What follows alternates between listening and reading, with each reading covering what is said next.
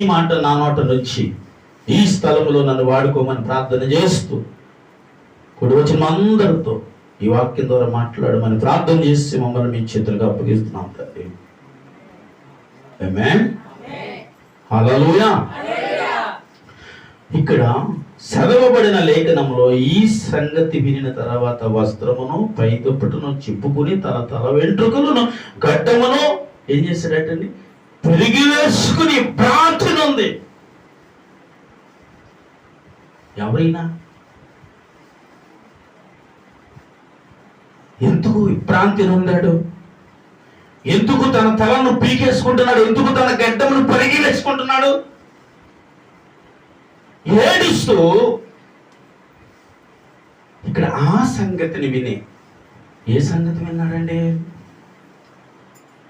ఇతను ఒక దైవజనుడు.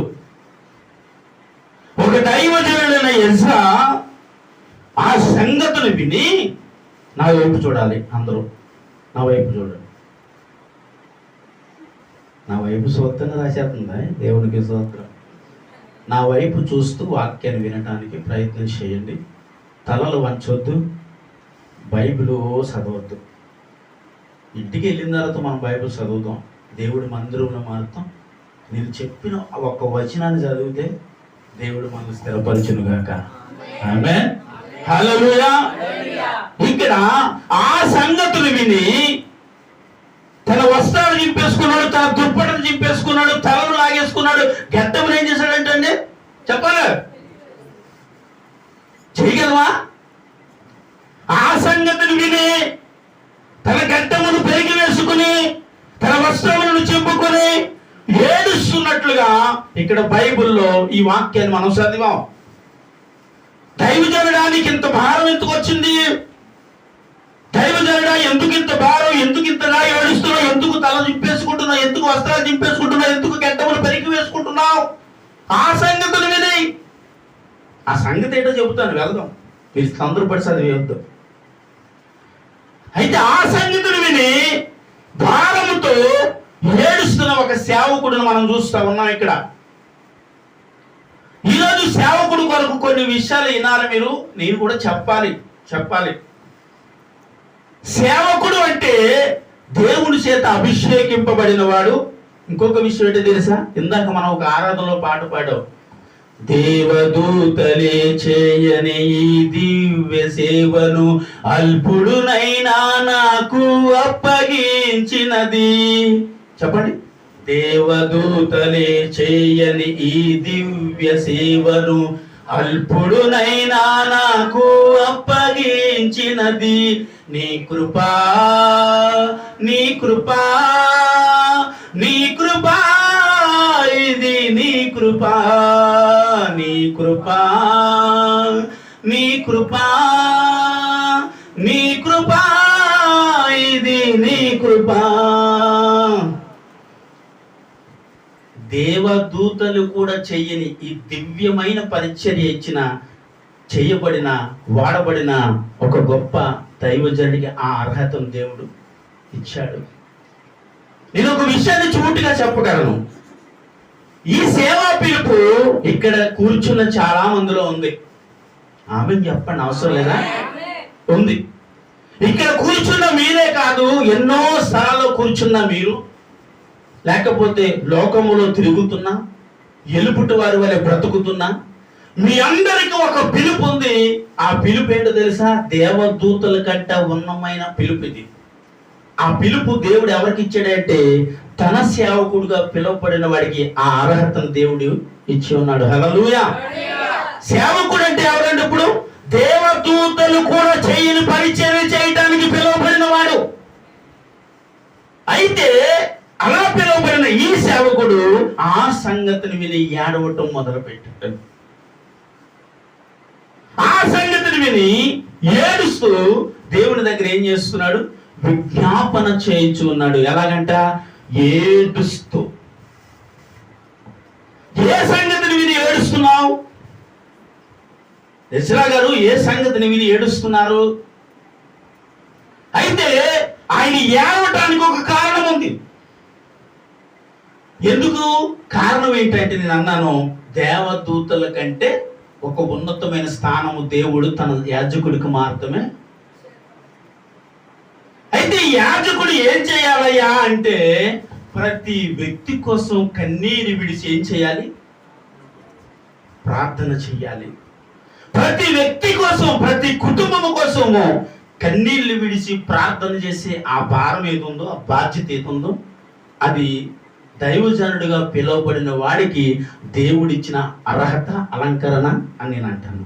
ఆమె చెప్పండి హల్లెలూయా. అయితే ఇలాంటి ఒక గొప్ప ధన్యత పొందిన ఒక వ్యక్తి అంటే ఒక దైవజనుడు ఈరోజు ఎవరి కొరకు ఏడుతున్నాడు? ఇశ్రాయేలు ప్రజల కొరకు వారు చేయబడిన కార్యాలను జ్ఞాపకం చేసుకుని ఏడుస్తున్నాడు అన్న మాట నేను వినగలను.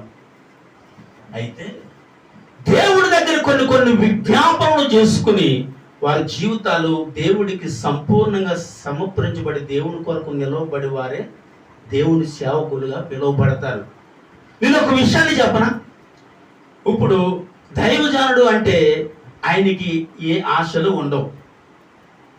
ఉండవా? ఉంటాయా? ఎందుకుండా మనుషులు కాదా? దైవజనుడు మనిషి కాదా అండి? యవనస్తుడు కాదా? ఆయనకి కోరికలు ఉండవా? ఆశలు ఉండవా? ఇలా బ్రతకాలి, ఇలా జీవించాలని ఉండదా? ఇక్కడ వాక్యం వింటున్నా, నీకు వాక్యం నీకు ఇంటికి వెళ్ళిపోయిన తర్వాత సినిమా చూడాలనిపిస్తుంది, చూస్తున్నావు. ఆ భావం నీకు లేదు కాబట్టి ఇక్కడ వాక్యం వినేస్తున్నావు. బయటికి వెళ్ళి సినిమాకి వెళ్ళాలనిపిస్తుంది, టీవీ చూడాలనిపిస్తుంది, మందు వేయాలనిపిస్తుంది, సింధ అనిపిస్తుంది, నీకు ఏదో చేయాలనిపిస్తుంది, చేస్తున్నావు. ఎక్కడికి వెళ్ళి? మందిరం ఆరాధన ముగించుకుని ఇంటికి వెళ్ళి నీకు ఎలా నచ్చితే, ఎలా బ్రతకాలనిపిస్తే అలా నువ్వు బ్రతికేస్తున్నావు. మరి సేవకుడికి కూడా అన్ని కోరికలు, అన్ని ఆశలు, లోకములో బ్రతికి లోక సంబంధమైన ఆశల్లో, లోక సంబంధమైన క్రియలలో బ్రతికి జీవించి మురికి జీవితం భ్రష్టుడు లాంటి ఒక జీవితాన్ని జీవించి దేవుడి కొరకు సమర్పించుకుని వాటన్నిటిని విసర్జించి ఈ రోజు దేవుడి సంఘములో సేవ చేయడానికి దేవుడి పని కొరకు ఏర్పరచబడిన ఒకే ఒక వ్యక్తి దైవజనుడు. స్తోత్రం చెప్పాలి. అయితే ఈ దైవజనుడికి ఈ కోరికలన్నీ ఎప్పుడున్నాయి అంటే లోకంలో బ్రతికినంత కాలము కోరికలున్నాయి, ఆశలున్నాయి, తిరగాలనిపించింది, తాగాలనిపించింది, ఏడాలనిపించింది, ఎక్కడెక్కడికో వెళ్ళాలనిపించింది, ఏదేదో చేయాలనిపించింది, టీవీ చూడాలనిపించింది, సినిమా చూడాలనిపించింది, నచ్చినవన్నీ చేయాలనిపించింది, క్లబ్కి వెళ్ళాలనిపించింది, వ్యభిచారపు స్థలాలకి వెళ్ళాలనిపించింది, అన్నిటికీ వెళ్ళాలనిపించింది. అన్ని చేశాడు ఈ దైవజనుడు. ఒకప్పుడు అన్నిటిలోనే ఉన్నాడు, దేనిలోని లేనన్నవాడు కాడు. అన్ని విషయాల్లో ఆరి తేలిపోయినట్టు వాడు ఈరోజు దేవుడు పిలుచుకున్నాడు. ఈరోజు దేవుడు పిలుచుకున్న తర్వాత ఒరే ఇవన్నీ నువ్వు పక్కన పెట్టాలి అన్నాడు. ఒరే ఇవన్నీ ఈ రోజు నుంచి నువ్వు విడిచిపెట్టాలి అన్నాడు. ఈ రోజు నుంచి అన్నీ విడిచిపెట్టి నువ్వు ఎవరి కొరకు బ్రతకాలన్నాడు? కొంతమంది బిడ్డల కొరకు బ్రతకాలి అన్నాడు. కొన్ని కుటుంబాల కొరకు బ్రతకాలి అన్నాడు. కొన్ని జీవితాలను బాగు చేయడం కొరకు బ్రతకాలి అన్నాడు. ఏంటి? కుటుంబాలు బాగు చేయాలన్నా, బాగుపడాలన్నా, కుటుంబాలు స్థిరముగా కట్టబడాలన్నా సేవకుడు కావాలా? సేవకుడు లేకుండా ఒక వ్యక్తి ఆత్మీయతలో నడవలేకపోతున్నాడు, స్థిరముగా బ్రతకలేకపోతున్నాడు, తాను నిలవబడలేకపోతున్నాడు. కాబట్టి నిలవబెట్టడానికి సేవకుడు కావాలి, సంఘాన్ని కట్టడానికి సేవకుడు కావాలి, ఒక కుటుంబం నశించిపోకుండా రక్షించడానికి సేవకుడు కావాలి. సేవకుడు అంటే మీ దృష్టిలో పనికిరాని కూడా అనుకోవచ్చు. మీరు ఈయనే ఉందండి, వస్తాడు, ప్రార్థన చేస్తాడు, వెళ్ళిపోతాడు, ఆయన మనం బ్రతకలేం కదా. మీరు మనిషిలే సేవకుడు. మరి ఆయన ఎందుకు ఎలా బ్రతకగలుగుతున్నాడు, నీవెందుకు ఎలా బ్రతకలేకపోతున్నావు? ఒకప్పుడు ఆయన అన్ని చేశాడండి, ఆయన అన్ని తిరిగాడు, ఆయన అన్ని చేశాడు, నచ్చినట్టు బ్రతికాడు, నచ్చినట్టు తిరిగాడు. ఏమంటే మన జేమ్స్ గారి ఇంటికి వెళ్ళినప్పుడు రాహేల్ అందే సినిమాలు తెగ చూస్తున్నారండి చెప్పండి అంతే. ఆయన అంటే ఫ్యాన్స్ ఒకప్పుడు ఆయన ఫ్యాన్సే. ఆభాసు గారు కూడా ఒకప్పుడు ఫ్యాన్సే. ఆయన కూడా లోకంలో బ్రతికినాడే, తలలు కొట్టినాడే, మెసాలు నింపునాడే. కానీ ఈరోజు ఫ్యాన్స్ ఎవరు చెప్పండి? యేసయ్య. నీ ఫ్యాన్స్ ఎవరు ఈరోజు అని అడిగితే చెప్పు, యేసయ్య చెప్పగలవా? నీ ఫ్యాన్స్ ఎవరంటే నీకు ఏది ఇష్టం అని అడిగితే నాకు యేసయ్య ఇష్టం అని చెప్పగలవా? ఈరోజు నన్ను అడిగితే నీకు ఎవరు ఇష్టం అంటే నేను అంటాను యేసయ్య ఇష్టం అని అంటాను. నీ ఫ్యాన్స్ ఎవరిని అడిగితే యేసయ్య అండి అని అంటాను. లోక సంబంధమైన వాటిని ఎలా చెప్పగలను? లోక సంబంధమైన నా ఇష్టం అండి, నాకు ఇష్టం అండి, నాకు నచ్చిన వాడిని నేను ఎలా చెప్పగలను? ఎందుకంటే నా ఇష్టాలన్నీ ఆయన ఎప్పుడో తీసేశాడు. తీయటానికి కారణం ఏంటో తెలుసా? అప్పగించుకున్నాం కాబట్టి. మనము దేవుడికి అప్పగించబడినప్పుడు మనలో అయిష్టాలు ఎవరికి? దేవునికి. వాటిని పెళ్ళగించి తీసివేసి ఆయన ఇష్టాలు ఒక దైవజనుడి హృదయంలో దాస్తాడు. దాచినప్పుడు వాటిని జ్ఞాపకం చేసుకుంటూ, వేటిని పెళ్ళగించి తీసేసిన వాటిని కాదు, దేవుడు పెట్టిన ఇష్టాలను జ్ఞాపకం చేసుకుంటూ దేవుని కొరకు బ్రతకాలని ఒక తీర్మానంతో ఆశలన్నీ చంపుకున్నవాడే దైవజనుడు. దేవునికి స్తోత్రం. కోరికలన్నీ చంపుకున్నవాడే దైవజనుడు. దేవునికి స్తోత్రం. ఎన్నో కోరికలు, ఆశలు, బ్రతుకు మీద ఆశ, ఎన్నెన్నో ఆశలు. ఎవరి కుటుంబం మీద ఆశ లేదు ఈరోజు, పిల్లల మీద ఆశ లేదు, రక్త సంబంధం మీద ఆశ లేదు, ఆస్తిపాస్తుల మీద ఆశ లేదు. దేని మీద ఆశ లేకుండా బ్రతికవాడు దైవజనుడు. ఈ దైవజనుడు కొరకు ఎంతో మంది ఎన్నో రకాల మాటలు మాట్లాడుకుంటూ ఉంటారండి. ఈ పాస్టర్ లాగా, ఆ పాస్టర్ లాగా. లోకములో ఎంతో మంది ఉన్నారు నీతి తప్పిన వారు. నేను వాళ్ళు కూడా చెప్పలేను, కానీ దేవుడి కొరకు అర్పించబడిన దైవజనులు కొంతమంది ఉన్నారు. వారి కొరకు ఈరోజు చెప్పాలని ఆశపడుతున్నాను. విని మనము దైవజనుని ఎలా చూడాలో, ఎలా ఉండాలో మనం కూడా కొన్ని విషయాలు నేర్చుకోవాలి. ఎందుకంటే ఆయన దేవుని చేత ఎన్నిక చేయబడిన వ్యక్తి. మనిషిగా నీ చేత ఈరోజు ఎన్నిక చేయబడలేకపోతున్నాడు దైవజనుడు. మనిషి, అర్థమైందా మీకు అన్నమాట? ఒక మనిషిగా ఉన్న ఒక మనిషి దగ్గర నుంచి ఈరోజు దైవజనుడు ఒక మంచి పేరు సంపాదించలేకపోతున్నాడు. ఏదో ఒక పంగనం పెడతాం, ఏదో ఒక పేరు పెడతాం. ఈ పాస్టర్ అలాగంటే, ఈ పాస్టర్ ఎలాగంటే, ఇలా ఉంటాడంటే అలా ఉంటాడని ఏదో ఒక మాట ఒక మనిషిగా నువ్వు అనగలుగుతుంది, కానీ దేవుడు అనలేకపోతున్నాడు కదా. ఒక మనిషిగా నువ్వు పాస్టర్కి చాలా పేర్లు పెట్టచ్చు, కానీ ఎన్నుకో చేయబడిన దేవుడు పేరు పెట్టబడిగా పిలువబడతలేదు ఒక సేవకుడు. ఆ సంగతిని నేను ఏడుస్తూ తన గెడ్డమును పెరిగేసుకోండి. జుట్టు కూడా లాగలేము మనం. గెడ్డమును పెరిగేసుకోవడం పెట్టి లాగేస్తున్నాడు అని అర్థం. అంటే ఎంత భారము, ఎంత దుఃఖము, ఎంత ఆవేదన తన హృదయములోనికి వస్తే అలా ఏడుస్తాడు ఒక సేవకుడు. ఒక సేవకుడు ఏడవటానికి కారణం ఏంటంటే తన భార్యకు బాగలేదని ఏడటం, పిల్లలకు బాగలేదని ఏడటం, కుటుంబం బాగలేదని ఏడటం, ఎవరో లేరు, నాకు ఎవరెవరో వదిలేశారని ఏడటం. సంఘము కొరకు ఏడుస్తాడు, సంఘము బిడ్డల కొరకు ఏడుస్తాడు. వారు ఆత్మీయ జీవితాన్ని పోగొకపోతే ఏడుస్తాడు. ఆ బిడ్డలు దేవుడి మందిరానికి రాకపోతే ఏడుస్తాడు. ఆ బిడ్డలు నీతి తప్పు బ్రతికితే ఏడుస్తాడు. ఆ బిడ్డలు సరైన మార్గంలో నడవకపోతే ఏడుస్తాడు. ఆ ఏడ్చే భారమే దైవజనుడిగా తనకు అనుగ్రహించబడిన బహుమానం అంటారు. హల్లెలూయా. ఆ బహుమానము దేవుని సేవకుడికి మాత్రం అనుగ్రహించబడిందా? ఏ సంఘముగా పిలువబడిన మీలో ఆ భారము లేదా? బాధ్యత లేదా? బ్రతకపోతున్నామా?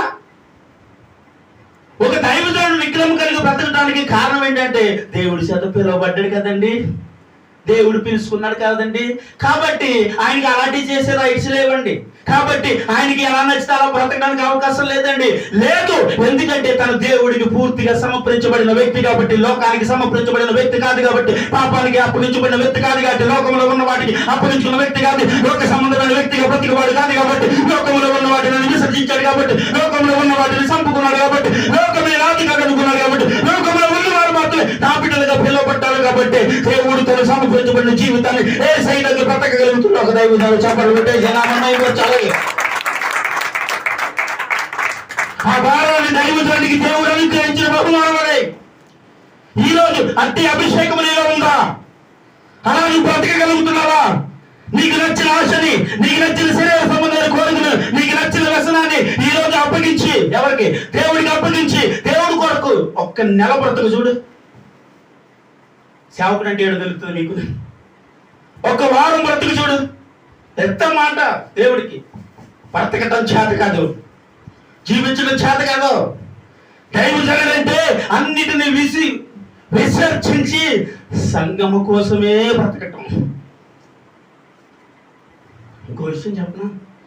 దైవజనుడు ఆత్మీయతలు, ప్రేమలు, రక్త సంబంధం అన్నీ కూడా వదులుకోవాలి. నాకు ప్రేమ ఎక్కువ అండి, నా పిల్లలంటే, నా కుటుంబం అంటే ప్రేమ ఎక్కువ అంటే దేవుడు అంగీకరించడం. ప్రేమను కూడా చంపేసుకోవాలి. తనలో ఉన్న రక్త సంబంధం మీద ఉన్న ఆశలు, కోరికలు, ఆస్తుల మీద ఉన్న ఆశలు, కోరికలు, ఏదో సంపాదించాలన్న ఆశలు, కోరికలు అన్నీ వదులుకుంటేనే దేవుడి పనికి ఒక మనిషి అర్హుడు. ఆ అర్హత దేవుడు దైవజనుడిగా పిలువబడిన వాడు ఒక్కడికే ఇచ్చాడు. ఆమె చూడాలి. దేవుడు అర్హత దైవజనుడిగా పిలువబడిన వాడికి మాత్రమే ఇచ్చాడు. ఈరోజు ఆ దైవజనుడిని శ్రమలో ఉన్నప్పుడు ఏడుస్తావు, వస్తే ఏమని, బాధలో ఉన్నానయ్యా ప్రార్థించు. దేవుడు ఎవడు గుర్తొచ్చాడు? సేవకుడు గుర్తొచ్చాడు. వ్యాధి వచ్చింది, ఎవరు గుర్తొచ్చాడు? అయ్యా మీరు ప్రార్థన చేయండి. సేవకుడు గుర్తొచ్చాడు. నీకు ఉద్యోగం లేనప్పుడు ఎవరు గుర్తొచ్చాడు? అయ్యా నాకు ఉద్యోగం లేదు. సేవకుడు గుర్తొచ్చాడు. నీకు పని లేదు, ఖాళీగా రోడ్లంట తిరుగుతున్నప్పుడు ఎవరు గుర్తొచ్చాడు? సేవకుడు గుర్తొచ్చాడు. కన్నీళ్లు విడిచి అయ్యా నా కొరకు, నా కుటుంబం కొరకు ప్రార్థించాడు. కన్నీళ్లు విడిచి రోజులు తరబడి దేవుడి సన్నిధిలో మోకరించి కన్నీళ్లు విడిచి ప్రార్థన చేస్తే అడిగినవన్నీ ఈరోజు దేవుడు నీకు ఇచ్చాడు. ఆమె ఇచ్చాడు. ఇచ్చిన తర్వాత అదేమో దేవుడి సన్నిధికి రాలేదు. ఇవాళ సెలవు లేదండి, ఇవాళ ఖాళీ లేదండి. అవునా? ఆ సేవకుడు నీకు ఉద్యోగం కోసం చాలా ఏడ్చాడయ్యా, ప్రార్థన చేస్తాడు. ఆ సేవకుడికి ఏమనిపిస్తుందో తెలుసా? ఇంత ఏడ్చి ప్రార్థన చేస్తే ఈరోజు వాళ్ళకి ఏం లేదు, దేవుడు మందిరానికి రావడానికి సెలవు లేదు. ఏమయ్యా ఈరోజు సెలవు, ఇవాళ దేవుడి మందిరానికి రాలేదమ్మా, ఇవాళ చుట్టాలు వచ్చారండి. ఒకప్పుడు నీ ఇంటికి చుట్టాలు కాదు, అడుక్కున్నోడు కూడా రాలేదు. అడుక్కున్నోడు కూడా నీ ఇంటికి వస్తే ఏమి పెట్టలేని స్థితిలో ఉన్నావని వాడు కూడా నీ ఇంటికి రాలేదు. ఈరోజు చుట్టాలు వచ్చారు. ఎందుకని? బాగున్నావు కదా, ఉద్యోగం ఉంది, ఆశీర్వాదకరంగా ఉన్నావు, ధనం సంపాదించావు, ఇల్లు కట్టుకున్నావు, అన్నీ బాగున్నాయి. అప్పుడు వదిలేసిన వాళ్ళందరూ ఇప్పుడు వచ్చారు నీ దగ్గరికి. ఈరోజు చుట్టాలు నీ ఇంటికి వచ్చారు కాబట్టి ఎవరిని మర్చిపోయాం మనం?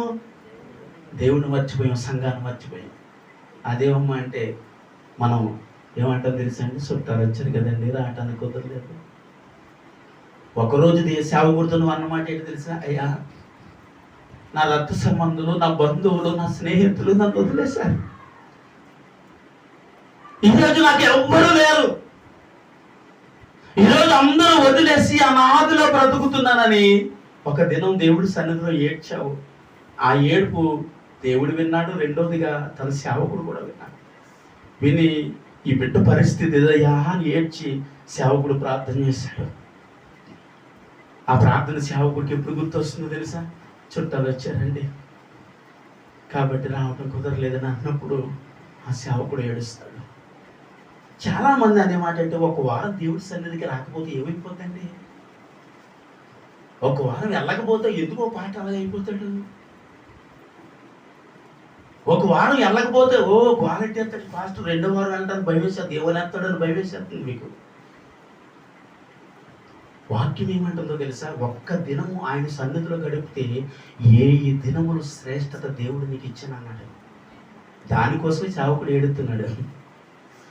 నువ్వు ఒకవేళ దేవుడి మందిరానికి ఒక్క వారం మానేస్తే సాతానుడు అది చోటు తీసుకుని నీలోనికి ప్రవేశించి ఎక్కడ నువ్వు దేవుడి మందిరానికి దూరం అయిపోతావు, ఎక్కడ దేవునికి దూరం అయిపోతావు, ఎక్కడ ఆప్యాయతకు దూరం అయిపోతావు, ఎక్కడ దేవుని సంఘానికి దూరం అయిపోతావు, ఎక్కడ సేవకులకు దూరం అయిపోతావు అని బాధ.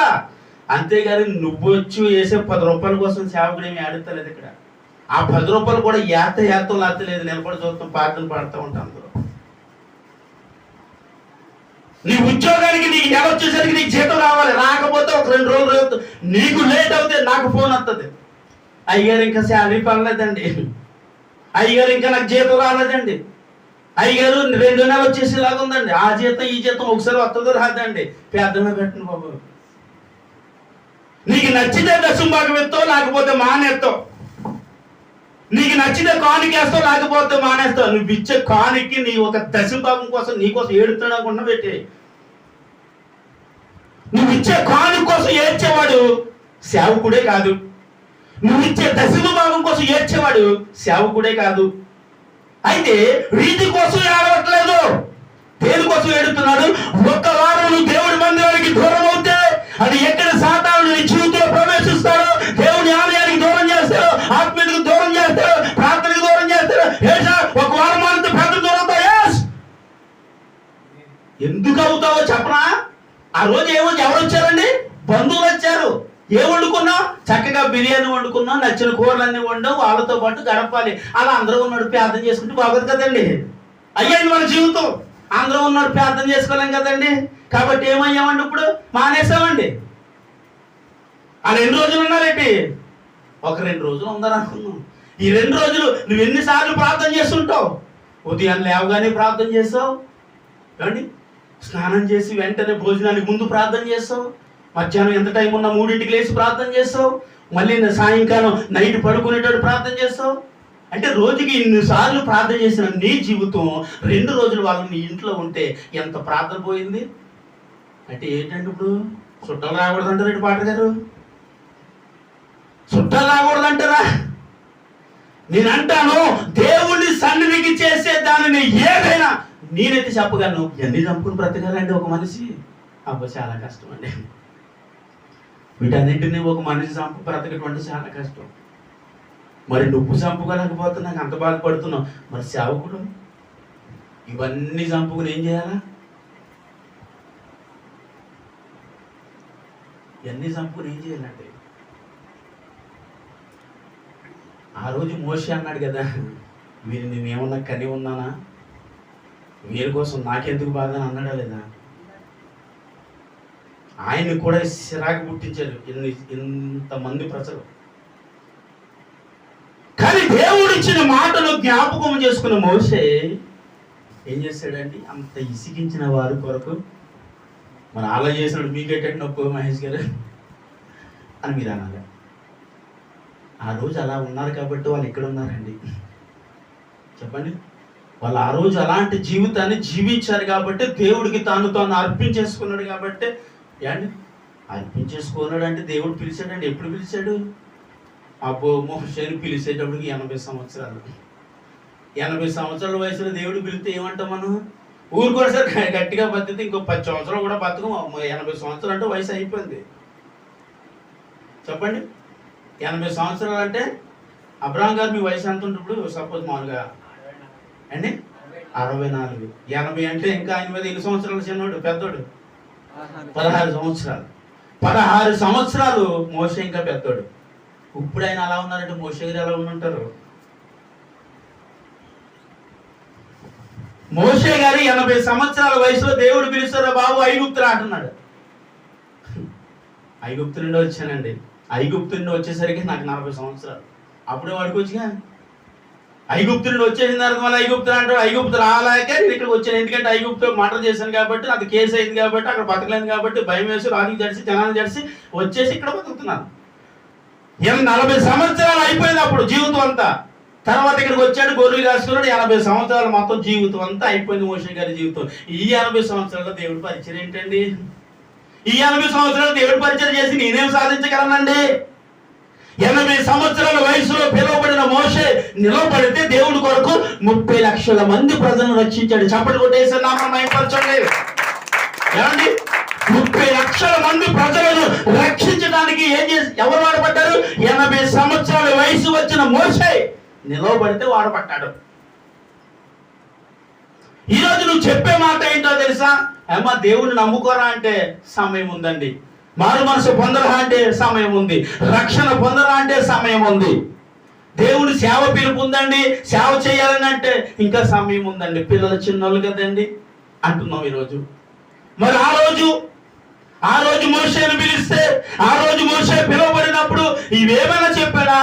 ఒక్కడు చెప్పాడు, మాట నాణ్యత లేని వాడినయ్యా, నేను మాట్లాడటం చేతకాని వాడినయ్యా, ఆ యోగ్యత లేని వాడినయ్యా అని మాట్లాడితే దేవుడు, ఇదిగో మోషే నేను నీకు తోడుగా ఉంటాను, నీకు 4 ఆహారం అప్పగిస్తానని చెబితే ఆ మాట విని దేవుడు పని మొదలు పెట్టడానికి తాను సమర్పించబడిన వాడు మోషే. ఆ రోజు వాళ్ళు అలా బ్రతికారు కాబట్టి ఈ రోజు బైబిల్లో ఉన్నారు. కానీ ఈ రోజు అలాంటి సమర్పణ కలిగిన జీవితాలు ఎక్కడో చూస్తున్నాం, అన్నీ లేవండి. ఒక వ్యక్తి రాలేనంత మాత్రానికి ఏడిసే పాట ఎవడు లేడు ఇప్పుడు.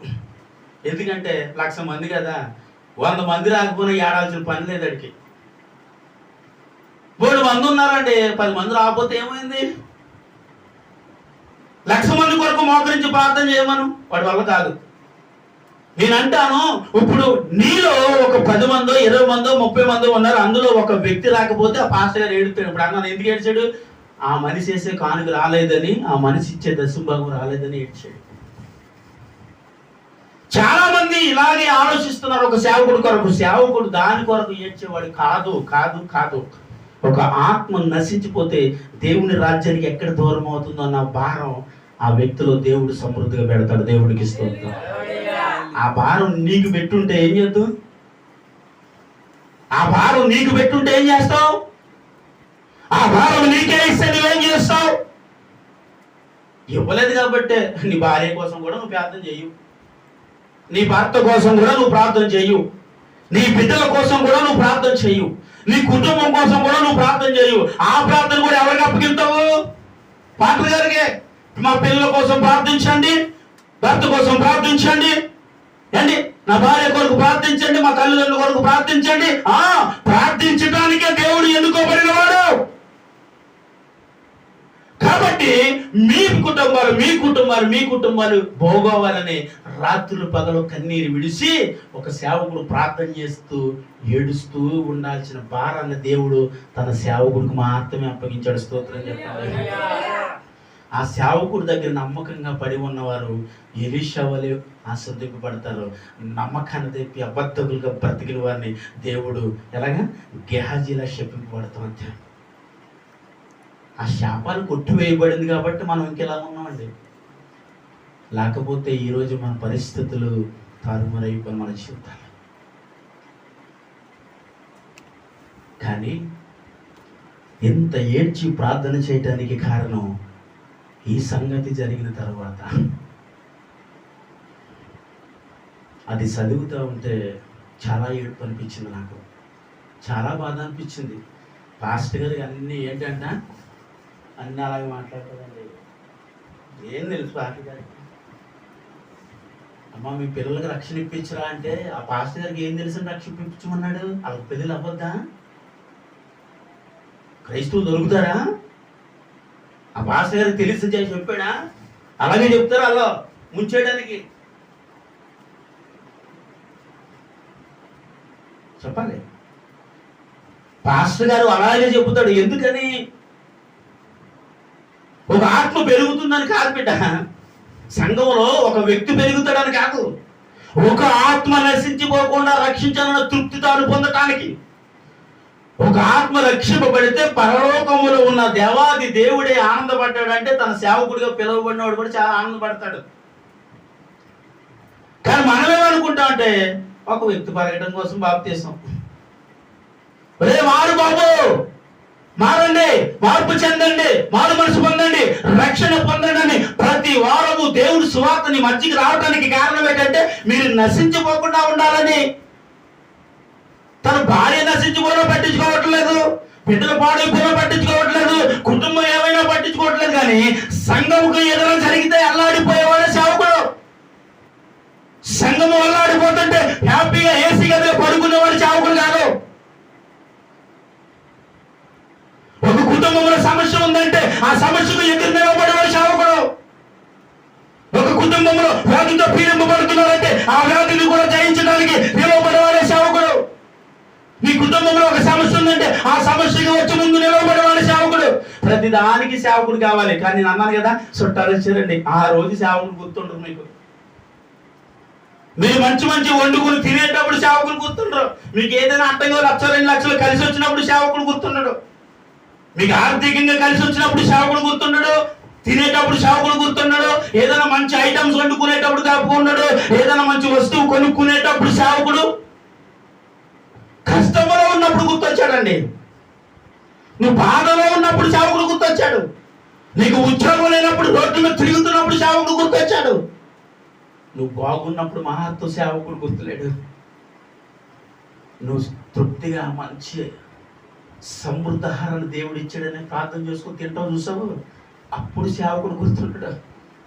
ఒక పూట సేవకుని ఇంటికి తీసుకెళ్ళి భోజనం పెట్టడం కూడా నీకు తెలియదు. కానీ నీ బంధువులు వస్తే రకరకాలు వండుతావు. ఈరోజు ఇలా ఉండటానికి కారణమైన సేవకుడు మాత్రం ఎక్కడో ఏడుస్తాడు.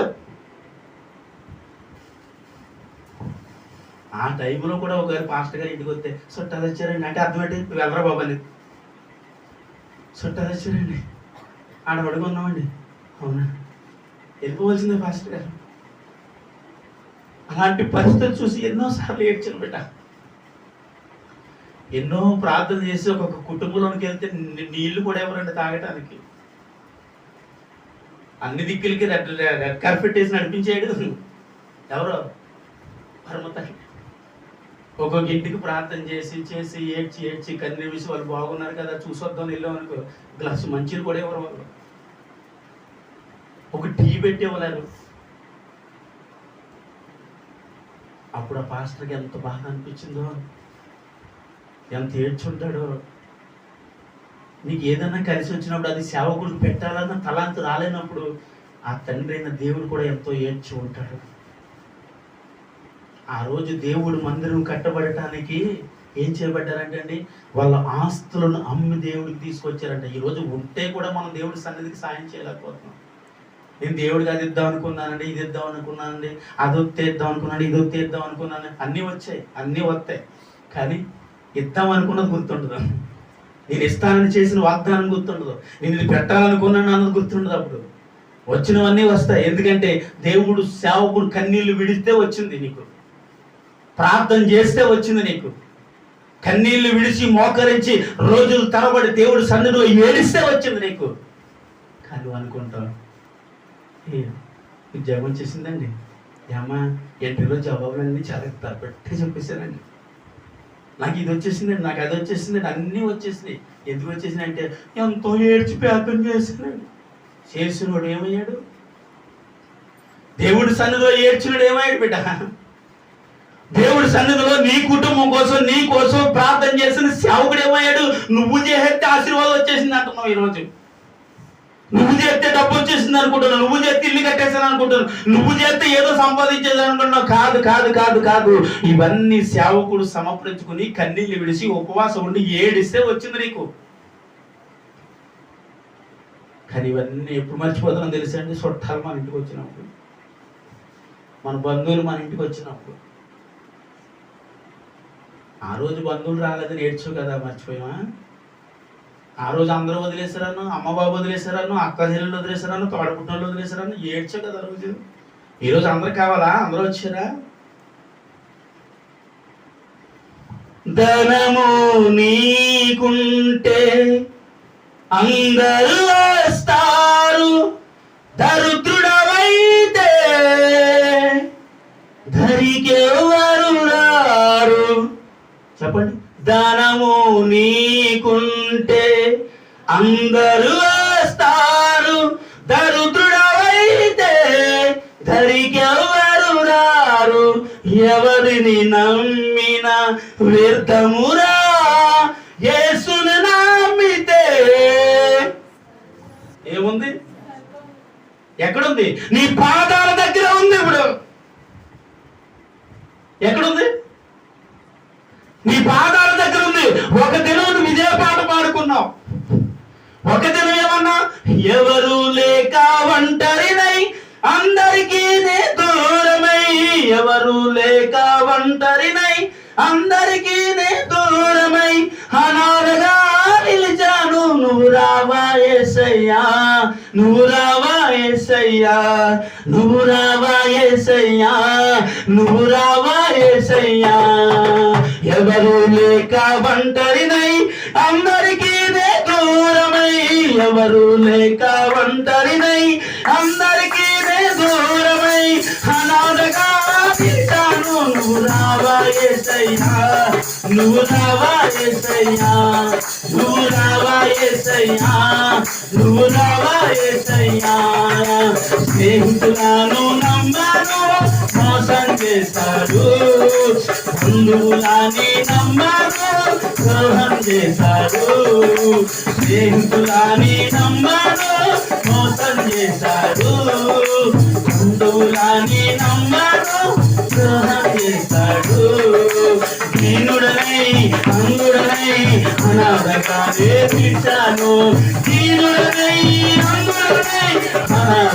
వీసాను. నువ్వు రావా యేసయ్యా, నువ్వు రావా యేసయ్యా, నువ్వు రావా యేసయ్యా, నువ్వు రావా యేసయ్యా. నేనున్నాను నేనున్నాను అందరూ అంటారు, కష్టాల్లో బాధల్లో తొలగిపోతారు.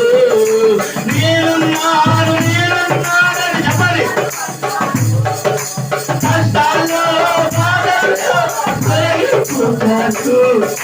దీనుడనై అందుడనై అనాథగా జీవించాను, దీనుడనై అందుడనై అనాథగా జీవించాను. నువ్వు రావా యేసయ్యా, నువ్వు రావా యేసయ్యా, నువ్వు రావా యేసయ్యా, నువ్వు రావా యేసయ్యా. ఎవరు లేక ఒంటరినై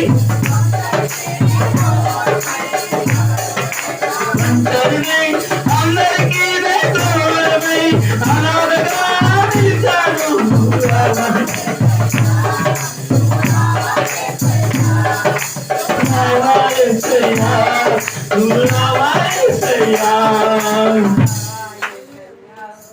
హల్లెలూయా. ఆ దినము ఏడ్చామండి. ఎవరు లేరయ్యా, అనాథిగా ఉన్నానయ్యా, ఒంటరిగా ఉన్నానయ్యా, నా కొడుకులు వదిలేశారయ్యా, నా కూతుర్లు వదిలేశారయ్యా, నా తల్లిదండ్రులు వదిలేశారయ్యా, నా అన్నదమ్ములు వదిలేశారయ్యా, నా అక్క చెల్లెలు వదిలేశారయ్యా, ఎవరు పట్టించుకోవట్లేదు, అందరూ వదిలేశారంటేనే దేవుడు నిన్ను పట్టించుకుని తన సేవకుడు తీసుకొచ్చి నీ ఇంట్లో తీసుకొచ్చాడు.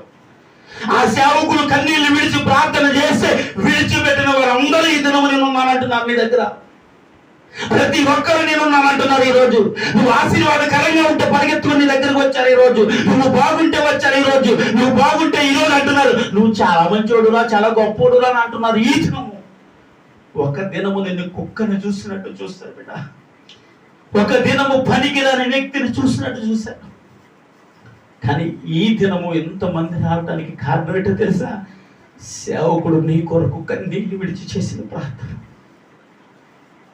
సేవకుడు కన్నీళ్లు విడిచి నీ కొరకు, నీ కుటుంబం కొరకు ఏడ్చి ఏడ్చి దుఃఖపడి ఏంటి గొంతు ఆరిపోతున్న పేగులు బయటికి వచ్చేస్తాయని తెలిసినా సరే చీల్చుకుని చక్కల కొట్టుకుని ఏమండి నోరు తెలిసి నోరు పగిలిపోతానేమో అని తెలిసినా సరే ఆగక ప్రార్థన చేసేవాడే కదండి సేవకుడు. ఈరోజు ఆ సేవకుడు కొరకు ఒక ఆలోచన లేదు. ఆ సేవకుడు కొరకు ఆలోచించే విధానం ఈరోజు సంఘాల్లో లేదండి. ఒక విషయం చెప్పనా, ఇలా బోధించే సేవకులందరూ ఈరోజు పక్కన పడిపోయారు. ఆ సేవకులు అప్పుడులో గొప్ప గొప్ప బోధకులు, గొప్ప గొప్ప పిలువబడిన ఈరోజు వాళ్ళ పేరు వినటానికి కూడా ఎక్కడ కనిపించట్లేదు నీకు. ఎందుకు ఏడ్చాడు? తాగాడనో, తిరిగాడనో, వ్యభిచరించాడనో, పాపం చేశాడనో వేడలేదు. ఇక్కడ ఉన్న 7 జాతుల వారికి ప్రత్యేకించబడలేదంట వారు. అంటే ఏం చేశారు వీళ్ళు? లోకంలో వాళ్ళతో కలిసిపోతారండి, లోకంలో వాళ్ళతో వెళ్ళిపోతూ ఉంటారు. లోకంలో ఉన్నవాడు ఒకలాగే ఉంటాడు, ఏసై మందులో ఉన్నవాడు ఒకలాగే ఉంటాడు. లోకంలో ఉన్నవాడితో ఏసై మందులో ఉన్నవాడు ఇద్దరు కలిసి మందు వేస్తారు, సిందేస్తారు, అవసరం అయితే ఏదైనా చేస్తారు, ఎలాంటి పనులు చేస్తారు, ఏదైనా తిరుగుతారు, ఎక్కడికైనా వెళ్తారు. అంటే లోకంలో ఉన్నవాడు, దేవుడు మందులో ఉన్నవాడు ఒకలాగే ఉన్నాడు. ఇక్కడ అదే బాధ వచ్చింది ఆయనకి. ఎసరాకి ఏం చేయలేదంటే మీరు ఈ జాతుల వారికి దేవుడు ఏమన్నా తెలిసి దూరంగా బ్రతకాలన్నాడు. దూరంగా బ్రతకాలన్న వారితో మీరు ఏం చేశారో తెలుసండి, వారితో కలిసి తిరిగి వాళ్ళతో రాసుకుని వాళ్ళని పూసుకుని వీళ్ళ అబ్బాయిని ఆలోచించి వాళ్ళ అమ్మాయిని ఇలా చేసుకుని మొత్తం ఇది చూసి ఎట్లా ఏడుస్తున్నాడు అనమాట అండి. దేవుడు వీళ్ళతో కలవద్దని, వీళ్ళ పిల్లలను పెళ్లి చేసుకోవద్దని, వీళ్ళకు దూరంగా బ్రతకండి, నేను వీళ్ళని పంపించేస్తున్నాను కూడా దేవుడు ముందే చెప్పాడు వీళ్ళకి. చూడండి, నిర్గమకాండం తీయండి 34వ అధ్యాయము 11, 12 వచనాలు. నేను నీకు ఆజ్ఞాపించినది ఏమనగా, ఇదిగో నేను అమోరీలను చదవమ్మా,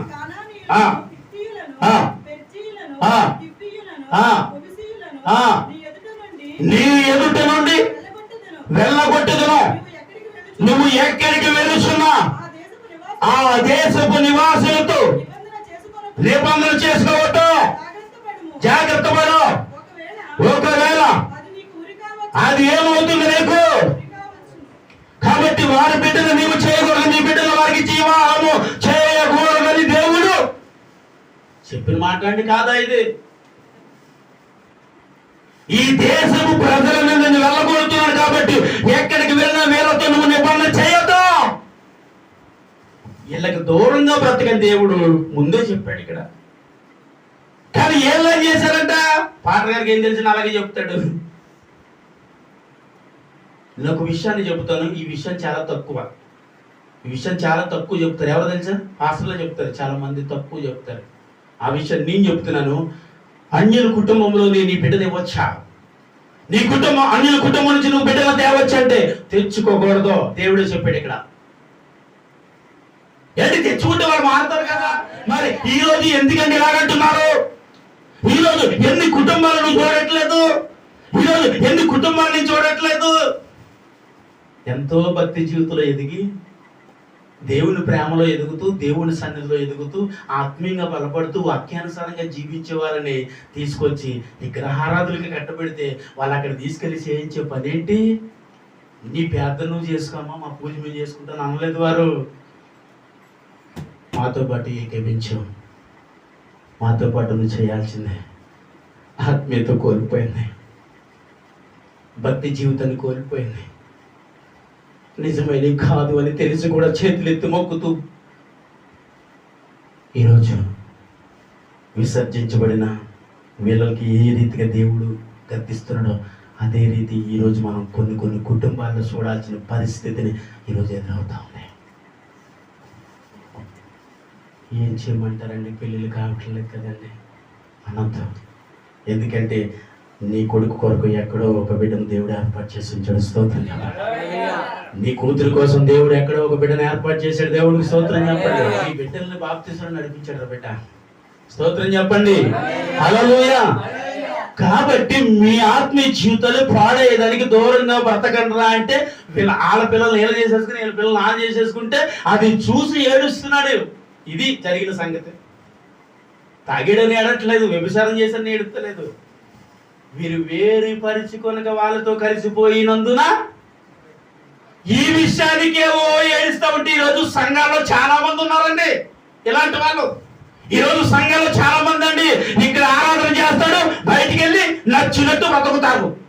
ఈరోజు ఇక్కడ ఎలా కావద్దు అలాగా ప్రభువా నీవే గొప్ప దేవుడు అంటావు, బయటికి వెళ్ళి నీకు నచ్చిన మంది గొప్పయే, నీకు ఇష్టమైనవన్నీ గొప్పవే. ఇక్కడ మాత్రం దేవుడు నువ్వే గొప్పవాడు అన్నావు. ఇలాంటివన్నీ చూసి ఈరోజు ఎంతో మంది ఏడాల్సిన పరిస్థితి. దేవుడు ఆ పరమ తండ్రి సేవకుడికి మాత్రమే పెట్టాడు. అందుకే ఏడుస్తున్నాడు సేవకుడు.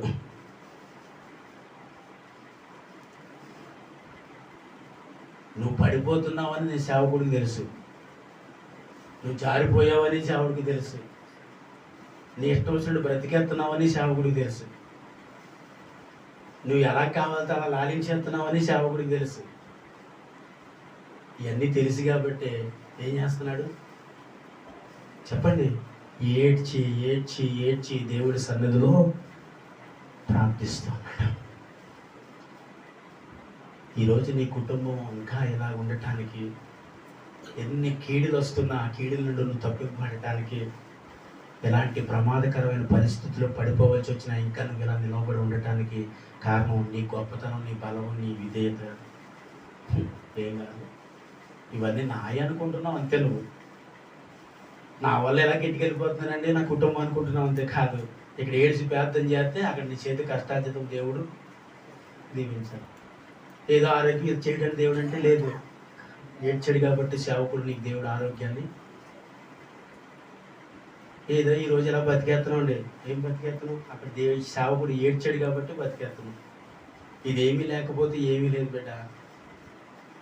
అయితే మానేటి పాట గారు మా కోసం ప్రార్థన, ఇలాగ అన్ని వాళ్ళు కూడా ఉన్నారు. మానేంటి మా కోసం ప్రార్థన చేయొద్దు. ఇంకా ఒక బిడ్డ అలాగేనండి, మానేంటి మా కోసం ప్రార్థన చేయొద్దు. ఎందుకో తెలుసా? ఒకరోజు మాట్లాడుతూ ఉండగా మా అబ్బాయిని సినిమా ఫీల్డ్లో పంపిస్తున్నానండి, ప్రార్థన చేయండి అని తీసుకొచ్చింది. ఎందుకమ్మా అంటే ఎప్పుడు ఇదే బ్రతుకు అయిపోయింది కదండి, కొద్దిగా సినిమా ఫీల్డ్లోకి వెళ్తే మా జీవితాలు మా బ్రతుకులు మారుతాయనండి అని. నేను అన్నాను, అది నిజ జీవితం కాదమ్మా, అల్లరితో కూడిన ఆటపాటలు. వాటి మధ్యకి నువ్వు పంపించి వచ్చిన పేరు ప్రతిష్టల కొరకు ఎదురు చూస్తున్నావా? దాని మీద వచ్చి ఆదాయం కొరకు ఎదురు చూస్తున్నావా? ఒకవేళ సినిమా ఫీల్డ్లో ఉండి ఎప్పుడైనా కారు వేసుకొస్తే ఊరంతా మా అబ్బాయిని చూడడానికి వస్తారండి. అంటే నీ కొడుకు ఒక పెద్ద సేవకుడు అయ్యాడు అనుకో, చెప్పండి, ఒకవేళ నువ్వే ఆ ఊరు వెళ్ళావు అనుకో, అందరూ రాదా? వస్తారండి. సెల్ఫీలు సార్ అని అంటారుగా. ఇది దేవుడిచ్చే ఘనత. దేన్ని కోరుకోకుండా ఎక్కడో సినీ ఫీల్డ్లో పేరు వచ్చేసిందండి, అక్కడ డబ్బు వచ్చేసిందండి, కారు వచ్చేసిందండి, జనం అందరూ చూడడానికి నాకు కొడుకుని చూడడానికి వచ్చేస్తారండి. ఇలాంటి వాటికి నేను ప్రార్థన చేయనమ్మా, చెయ్యొద్దండి అన్న, చెయ్యొద్దండి, మా కోసం ప్రార్థన చెయ్యొద్దండి అన్న అనింది. బహుశా ఈ వీడియో చూడొచ్చు, చూసినా పర్వాలేదు. నేను చెప్పాల్సిన మాట మాత్రం ఖచ్చితంగా సూటిగా చెప్పేస్తున్నాను. చేయొద్దండి ప్రార్థన అని తనకు ఉన్న వాటిని తాకట్లు పెట్టి కొడుకుని తీసుకెళ్ళి హైదరాబాద్ సినీ ఫీల్డ్లో జాయిన్ చేసి వచ్చారు. ఉన్న వాటిని తాకట్టు పెట్టారు. గట్టిగా 2-3 నెలలు కూడా అక్కడ నిలవలేకపోయాడు ఆ సినీ ఫీల్డ్లో. బాబాయ్ నా వల్ల కాదు, ఇలాంటి భయంకరమైన నటన మధ్యన నేను బ్రతకలేను అనుకున్నాడు. అలాంటి భయంకరమైన జీవితాన్ని నేను జీవించలేను అనుకున్నాడు. అవన్నీ విడిచి వచ్చేసరి వీళ్ళకి ఇంకా అప్పులు ఎక్కువైనాయి. మా కోసం ప్రార్థన చేయకండి అన్నది. ఆ రోజు చాలా ఇచ్చాను బిడ్డ. చెయ్యొద్దన్న అన్నందుకన్నా సరే చేశాను వాళ్ళ కొరకు ప్రార్థన. అలాంటి వాళ్ళు చాలామంది మా జీవితాలను వస్తూ ఉంటారు, వెళ్ళిపోతూ ఉంటారు. వచ్చిన వాళ్ళ కోసం చేసి వెళ్ళిపోయిన కోసం మానేసేవాడు సేవకుడు కాదు. వచ్చిన వాళ్ళ కోసం, రాని వాళ్ళ కోసం కూడా ప్రార్థన చేసేవాడే సేవకుడు. ఎందుకంటే వాడి హృదయంలో కల్మషం లేదు. దేవుడు ఆ కల్మషమును, ఆ పాపాన్ని, ఆ పాపకరమైన ఆలోచన, వీళ్ళ కోసం నేను ప్రార్థన చేయటువంటి అనే గర్వపు ఆలోచన, హృదయం అన్ని దేవుడికి సమర్పించబడినప్పుడే దేవుడు తీసేసాడు. స్తోత్రం చెప్పి శాపడి కూడా అవన్నీ తీసి ఈరోజు చేత కాని వాళ్ళని ఎదురుగా నిలబడ్డాడు. అంతే. నువ్వేది చెబుతుంది పాపం బొర్రు కెట్టాల్సిందే. నువ్వేది చెబుతా అది తెలియని వాడిగా ఏమంటాడా? తెలుసని చెప్పడు, తెలుసు. నువ్వేది చెప్పినా అవునంటాడంటే ఆయనకి తెలియదని కాదు, అవన్నీ అనుభవించి ఇందులోకి వచ్చినాడే. కానీ తెలియని వ్యక్తిలాగే నీ మధ్య ఈరోజు బ్రతుకుతున్నారు. బ్రతికేవారే సేవకులు. ఇవన్నీ నాకు తెలిసేయండి, నేను చేశానండి అనే గర్వపు మాట కూడా తన నోట నుండి లేకుండా తీసేసి ఏమీ తెలిసి చేత కాని వాళ్ళ ఈరోజు నీ ముందు ఒట్టిగా నిలవబడి ఉన్నాడు అంతే. అలాగని చేతకానుడికి తీసేసి అవమానకరంగా మాట్లాడేసి ఆడి ప్రార్థన చేస్తే ఎంత, చెయ్యకపోతే ఎంత, నా గుమ్మెట్ ఎక్కితే ఎంత, ఎక్కకపోతే ఎంత అంటే నువ్వు ఎక్కొద్దన్నా ఎక్కుతాడు, నువ్వు రావద్దన్నా వస్తాడు, నువ్వు చెయ్యన్నా వస్తాడు, నువ్వు ఏదన్నా వస్తాడు, నువ్వెవడో నా కొరకు ప్రార్థన చేయడానికి అన్నా సరే వస్తాడు. ఎవరిది? దేవుడు తనకు పెట్టిన హృదయము, ఆలోచన, తలాంతుల విధానం. ఈరోజు ఎంతో మంది సంఘాన్ని విడిచి వెళ్ళిపోవటానికి కారణం ఏంటంటే బోధ విని భయాన్ని పుట్టించేస్తుంది. మన పాపం బయటకు వచ్చేస్తుంది. మనం తట్టుకోలేక ఏమైపోతాం? నిలవబడావు. బోధకు తగినట్లుగా జీవించు, బోధకు తగినట్లుగా బ్రతుకు. ఈరోజు దేవుడు నాతో మాట్లాడాడు, ఇదిగో ఈ పాపాన్ని ఈరోజు నేను తీసేస్తా ప్రభువా. నేను కూడా తాను సమర్పించబడినట్లుగా నేను కూడా సమర్పించుకుంటాను. ఆయన ఏంటి? నేను ఉండలేను, అలాగా నేను జీవించలేనా, నేను బ్రతకలేను ప్రభువా, నేను బ్రతకాలి అనే తీర్మానం ప్రతి ఒక్కరిలో ఉండాలి. దేవునికి స్తోత్రం. హల్లెలూయా. అంటే ఏ చావు కూడా ఆజ్ఞాపిస్తే జరుగుతుందా? జరుగుతుంది. దేవుడు చెప్పాడు. యెహెజ్కేలు గ్రంథం ప్రతి ఒక్కరు తీయాలి. యెహెజ్కేలు గ్రంథము 37వ అధ్యాయం. ప్రతి ఒక్కరు 37వ అధ్యాయం మొదటి నుండి చదువుదాం.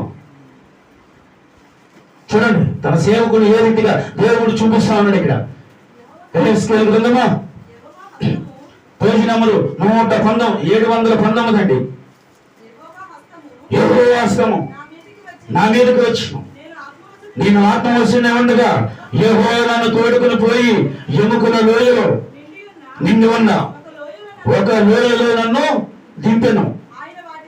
ఆయన వాటి మధ్యన నన్ను అటు ఇటు నడిపించి చూడగా ఎముకలు అనేకల ఈ లోయలో కనబడను.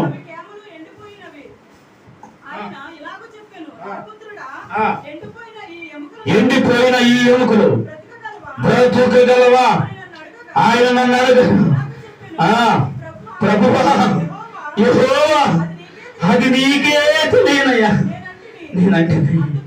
అందుకు ఆయన ఇలాగ చెప్పును, ప్రవచనం ఎత్తి ఎండిపోయిన ఈ ఎముకలతో ఎట్లనము, ఎండిపోయిన ఎముకలారా యెహోవా మాట ఆలకించుడి. ఈ ఎముకలకు ప్రభు అయిన యెహోవా సెలవిచ్చినదేమనగా మీరు బ్రతుకున్నట్లు నేను మీకు మీలోనికి జీవ ఆత్మను. చప్పట్లు కొడదాం ఒకసారి అందరూ కలిసి.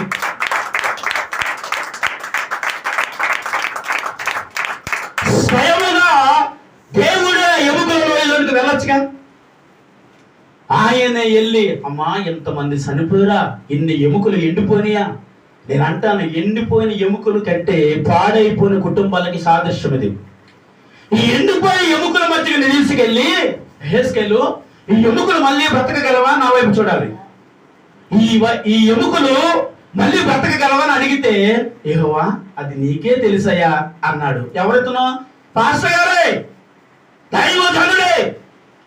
దైవజనుడు దేవుని ఆత్మచేత కొనిపోయాడు. అంటే దేవుని ఆత్మచేత ప్రేరేపించిన ఆ లోయకు వెళ్ళాడు.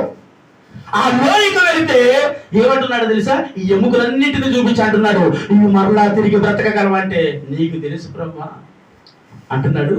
నువ్వు ప్రవచనం ఎత్తి ఈ బ్రతుకున్నట్లుగా చెప్పు అంటే ప్రవచనం ఎత్తి ఇతను ఎప్పుడైతే మళ్ళీ ఎండిపోని ఎముకలు మళ్ళీ బ్రతుకుతాయని ప్రవచించాడో ఆ ఎముకలన్నీ కలచుకుని శరీరము పొదిగి నరములు పొదిగి మరలా జీవం ఆత్మను పొంచి లెక్క సత్యము కాని ఆత్మల వల్ల లేచి నిలవబడ్డారు. బైబిల్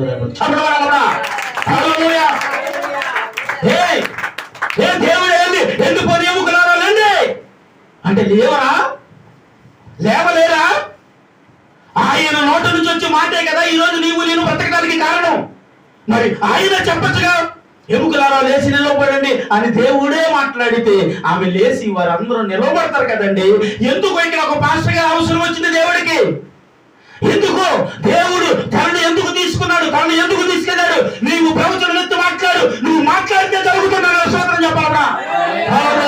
నువ్వు మాట్లాడితే జరుగుతుంది. నీ స్వరమెత్తు. ఎందుకు తెలుసా? నా మాటలు నీ నోట ఉంచాడు కాబట్టి శబరం కూడా నీ నోట నా మాటలు ఉంచాను కాబట్టి నా మాటలు నువ్వు పలికితే ఆ వెండిపోని జీవితం అంటే ఆ పాడైపోయిన జీవితాలు, లోకల జీవితాలు, త్రాగుమతులు, వ్యభిచారులు, పాపాలు, నరహత్తులు ఎవరెవరైతే ఉన్నారో వారందరికీ నీవు ప్రవచించాలి. ప్రభా వీరు మారుడు గాక, అయ్యా వీరి జీవితాలు మారుడు గాక, ఈ కుటుంబాలు మారుడు గాక, వీరి బ్రతుకులు మారుడు గాక, వీరి జీవితాలు ఒక ఉన్నతమైన స్థలముకు వెళ్ళదు గాక అని ఒక సేవకుడు పలకగలిగితే దేవుడు అంటున్నాడు నేను కార్యం చూడిపోతాను. చెప్పలు ఇదే కదా దేవుడి మాట. ఈ మాటలు పలికించారు. ఎందుకంటే వారేమనుకున్నారో తెలుసా మీరు? 11వ వచనం చదవరా తల్లి, 11వ వచనం చదవండి. అప్పుడు ఆయన ఈ ఎముకలు ఇశ్రాయేలు అందరినీ సూచించుతున్నవి. వారు చెబుతున్న మాటలు వినాలట. మన ఎముకలు ఎండిపోయిను, మన ఆశ విఫలమాయను, మేము నాశనం అయిపోతుమే అని అనుకునిచున్నారు. చప్పటి బాటలు అన్నప్పుడు వీళ్ళందరూ అనుకుంటున్నారంట మా జీవితాలు పాడైపోయినాయండి, ఇంకా మా బ్రతికేదో అయిపోయిందండి, ఈ పాపంలోంచి మేము బయటికి రాలేవండి, ఈ శాపకరమైన జీవితంలోంచి మేము బయటికి రాలేవండి, మానేద్దాం అనుకుంటున్నామండి, మానలేకపోతున్నామండి, ఇలా బ్రతికేద్దాం అనుకుంటున్నామండి, బ్రతకలేమండి, బ్రతకలేకపోతున్నామండి అని వారు అనుకుంటున్నారంట. పాస్టర్ గారు అదేంటి అలా చదువు అలా చూపుతుంది, నాకు అలా రాయబడలేదు అంటే అలా రాయబడి ఉందా? ధర్మరావు గారు అలా రాయబడలేదు కదా. అలాగే రాయబడలేదు. ఏమని రాయబడింది? వారు ఏమనుకుంటారంటే మన ఎముకలు ఎండిపోయాను, మన ఆశ విఫలమాయను, మనము నాశనమైపోయామని అనుకుంటున్నారంట. దానికి అర్థం ఇదండి. మా కుటుంబం పాడైపోయిందండి, మా జీవితం పాడైపోయిందండి, ఏదో ఎలా జీవించేస్తాం, ఎలా బ్రతికేస్తున్నామండి అన్న మాటకు అర్థమునికి సూచిస్తా ఉంది ఇక్కడ. అయితే ఆయన అంటే సమాధిలో నిన్ను బయట చెప్తాంటే ఆ పాపాలలో నుంచి మిమ్మల్ని ఎక్కడ తీసుకొస్తారు? ఇప్పుడు చెప్పాలి స్తోత్రమనే. హల్లెలూయా. మరలా మిమ్మల్ని సిగిరింపజేస్తా, మళ్ళా మీ బ్రతుకులు మారుస్తా, మీ జీవితాలను స్థిరపరుచుతా, మీ కుటుంబాలను ఆశీర్వదిస్తా, ఈ పాపముల నుంచి బయటికి తీసుకొస్తా అని దేవుడు అంటున్నాడు ఇక్కడ. వీరెవరు ఉన్నారంటే లేదులండి, ఇంకా అవదండి, ఇంకా పేదలు కూడా మానేశారండి, చేయట్లేదు. ఎందుకని? మారతారన్న ఆశ మాకు లేదు కాబట్టి, ఈ మానేస్తామని ఆశ మాకు లేదు కాబట్టి పేదలు కూడా చేయట్లేదు. మాస్టర్ గారికి మీరు కూడా చేయొద్దు. ఇంకా ఒక సహోదరి ఇలాగే అంది, మా భర్త కోసం పేదం చేతి నీకు చచ్చిపోయిన దొట్టు అంది. చచ్చిపోయిన దొట్టు అంట. ఏమంటే చేసి మారండి అన్నారు. ఇగో ఇక్కడ అదే అంటున్నారు, మీరు పాడైపోయామండి, నాశనం అయిపోయామండి, శాపకరమైన జీవితంలో ఉన్నామండి, మీరు చచ్చిపోయామనుకుంటున్నామండి, ఇంకా మీ బ్రతుకుతో ఆశ లేదండి అని అన్నారు వీళ్ళు. కానీ నేను బయటకు తీసుకుని దేవుడు అంటున్నాడు కదా, మరలా మిమ్మల్ని లెక్కకు శక్యము కాని ప్రజలుగా నిలబెట్టినట్లుగా మీ నోట నుంచి పలకవా అన్నాడు దేవుడు. ఎప్పుడైతే మాటలు పలికాడో వారందరూ లేచి నిలబడితే ఆ జన సమూహం చూసి ఏసుకెళ్ళి అల్లిపోయాడండి. చాలా ఆనందం అనిపిస్తుంది వాక్యం చదివితే. ఈ వాక్యాన్ని అర్థం చేసుకుంటూ చదవాలి. ఎండిపోయినాయి అంట, ఎముకలు అంట, కూడిపోయినాయి అంట, మనుషులు అయిపోయారంట, ఇదేంటి ఎలా చదివితే నీ బ్రతుకు మారుతాయి. ఆ ఎండిపోని ఎముక నీవే, ఆ పాడైపోయిన జీవితం ఈరోజు నీదే అని నువ్వు అనుకో. ఒకసారి అనుకుంటే మారిపోతుంది నీ బ్రతుకు. దేవుడికి నిజం అనుకోవాలి. మనం ఎందుకు అనుకుంటాం? ఆ ఎముకు, ఆ కుళ్ళిపోయి, ఆ ఎండిపోయిన ఎముక ఈడే, పక్కోడు చూస్తాం మనం. ఆ ఎండిపోయిన జీవితం ఏంటి ఎదుర్కొంటాం? వాళ్ళ ఎదురుటోళ్ళని, పక్కింటోళ్ళని, వెనకాల ఉన్న వాళ్ళని, ఎదురున్న వాళ్ళని చూస్తావు, కానీ నిన్ను నువ్వు ఎప్పుడు చూస్తావు? చూస్తే అర్థమవుద్ది ఇక్కడ వాళ్ళ జీవితాలు.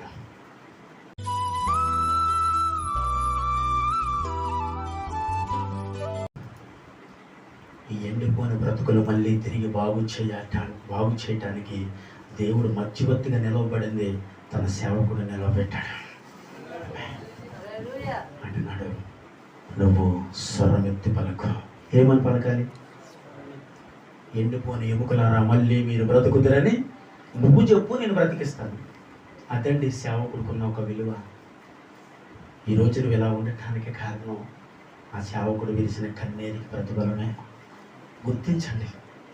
ప్రతి ఒక్క కుటుంబము, ప్రతి ఒక్కరూ సేవకుడుకున్న విలువను గుర్తించి నీ ఇంటికి వచ్చినట్టు అవమానపరచం, ఒక టీ ఇవ్వకుండా, మంచిది ఇవ్వకుండా కూడా నిలబెట్టిన కుటుంబాలకు వెళ్ళినప్పుడు అనిపిస్తుంది, అమ్మా ఎంత విలువిస్తున్నారా. ఒక సహోదరు అయితే, డాక్టర్ గారు లోనికి రండి అందు, వెళ్ళి కూర్చున్నాం. మా ఎదురుగుంట 2 కుర్చీలు వేసుకున్నారు. వారి భార్యాభర్తలు కూడా మా ఎదురుగుంట కూర్చున్నారు. భర్త బాగానే కూర్చున్నాడు, భార్య కాలు కాలేసి కూర్చుంది. భర్త బాగానే కూర్చున్నాడు పాప వినయంగా, కానీ ఈవిడ మాత్రం కాలు కాలేసుకుని, సేవ ఏంటండి, మన పరిచయ పేరు ఏంటండి, మన సంఘం పేరు ఏంటండి అంటుంది.